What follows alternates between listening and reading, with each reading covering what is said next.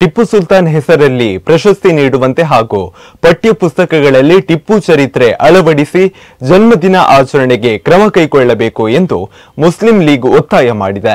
ಶಹೀದ್ ಟಿಪ್ಪು ಸುಲ್ತಾನ್ ಅವರ ಜನ್ಮದಿನಾಚರಣೆಯನ್ನು ಆಚರಿಸುವುದರೊಂದಿಗೆ ಶಾಲಾ ಕಾಲೇಜುಗಳ ಪುಸ್ತಕಗಳಲ್ಲಿ ಅವರ ಚರಿತ್ರೆಯನ್ನು ಅಳವಡಿಸಬೇಕು.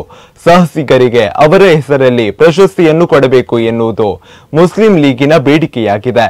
ಒಂದು ವೇಳೆ ನಮ್ಮ ಬೇಡಿಕೆಯನ್ನು ರಾಜ್ಯ ಸರ್ಕಾರ ತಿರಸ್ಕರಿಸಿದರೆ ಬಿಜೆಪಿ ಹೇಗೆ ಪತನಗೊಂಡಿತೋ ಅದೇ ರೀತಿ ಕಾಂಗ್ರೆಸ್ ಸರ್ಕಾರ ಕೂಡ ಪತನಗೊಳ್ಳುವುದು ನಿಶ್ಚಿತ ಎಂದು ಮುಸ್ಲಿಂ ಲೀಗ್ ಎಚ್ಚರಿಕೆ ನೀಡಿದೆ.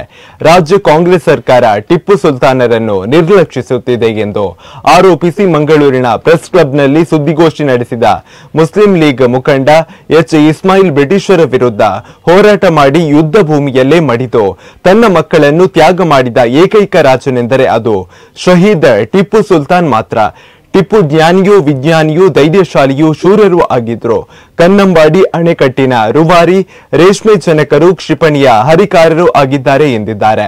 ಬಿಜೆಪಿಯ ಕೆಲವು ನಾಯಕರು ಈಗಲೂ ಟಿಪ್ಪು ಸುಲ್ತಾನ್ ಬಗ್ಗೆ ಇಲ್ಲ ಸಲ್ಲದ ಹೇಳಿಕೆ ನೀಡುತ್ತಾ ಇದ್ದಾರೆ. ಇದರ ಪರಿಣಾಮವಾಗಿಯೇ ಬಿಜೆಪಿ ಸರ್ಕಾರ ಪತನಗೊಂಡಿತು.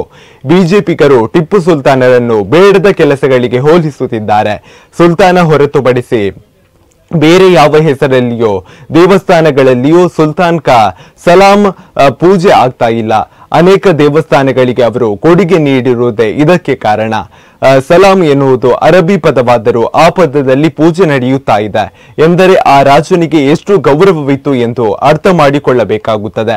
ಪೂಜೆಯ ಕಾರಣಗಳ ಬಗ್ಗೆ ಬಿಜೆಪಿಯ ಯಾವ ನಾಯಕರು ಮಾತಾಡ್ತಾ ಇಲ್ಲ ಎಂದು ಟೀಕಿಸಿದ್ದಾರೆ.